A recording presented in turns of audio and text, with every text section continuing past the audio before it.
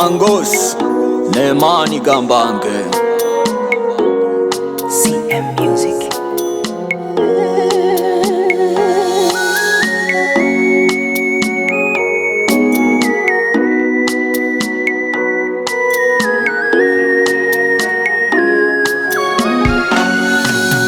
Hili nalo litapita, hili nalo litapita, hilo nalo jambo litapita, hilo nalo jambo litapita.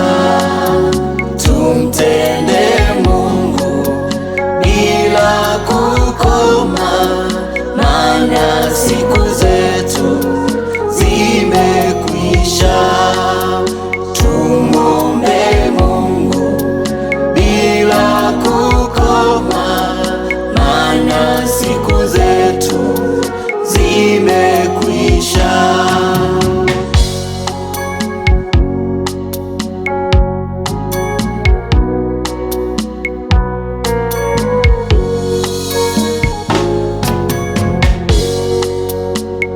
Ndugu zangu, msife moyo. Ndugu zangu, msikate tamaa. Najua mwapitia tabu nyingi, najua mnalia machozi mengi, lakini yupo Mungu baba wa yatima, lakini yupo Mungu mume wa wajane.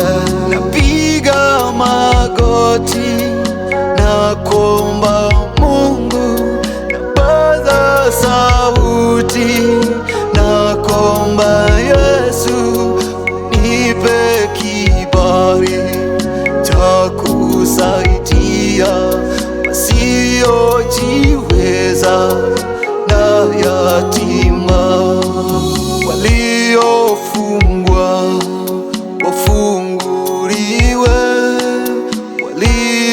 walioibiwa warejeshewe. Ee Mungu wangu, nitie nguvu Baba. Ee Bwana Yesu, nitangulie.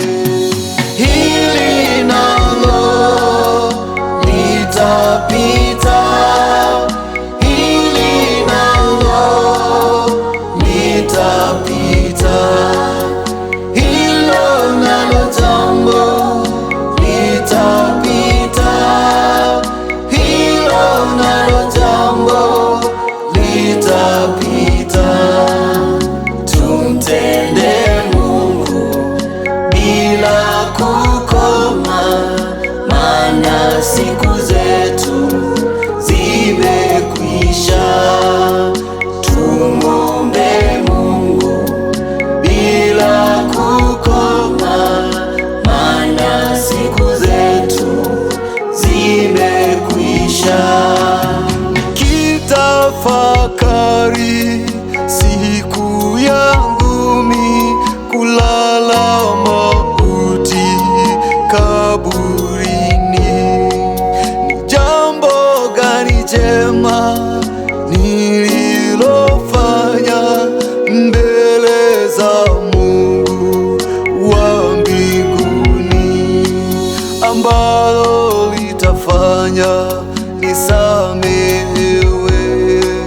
Napiga magoti na kuomba Mungu, napaza sauti na kuomba Mungu, unirehemu makosa yangu, unisamehe makosa yangu, maana ninajua yote yatapita, maana ninajua yote yatapita.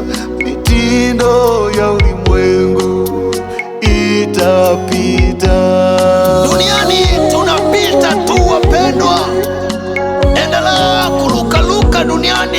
kama vile maharage yanavyoiva jikoni, lakini ujue ya kwamba ipo siku moja ambayo utamtolea Mungu hesabu. Biblia inasema katika Luka sura ile ya 16 mstari wa 19, alikuwa na mtu mmoja aitwaye Lazaro, naye alikuwa anaishi nyumbani kwa tajiri, akisubiri kula makombo yanayodondoka toka mezani kwa tajiri. Lakini Biblia inasema Lazaro alipokufa akapokelewa na malaika, akapelekwa kifuani mwa Ibrahimu. Lakini yule tajiri naye baadaye akafa. Alipokufa akaelekea kuzimu, naye akajikuta yuko ndani ya moto mkali. Yule tajiri akawa na kiu sana ya maji. Ghafla kwa mbali akamwona Lazaro akiwa kifuani mwa Ibrahimu, naye yule tajiri akamwita Ibrahimu, akamwambia ya kwamba naomba umtume Lazaro akachovye kidole chake kwenye maji, alafu aje anitilie tone moja tu, ili kiu changu kipate kutulia.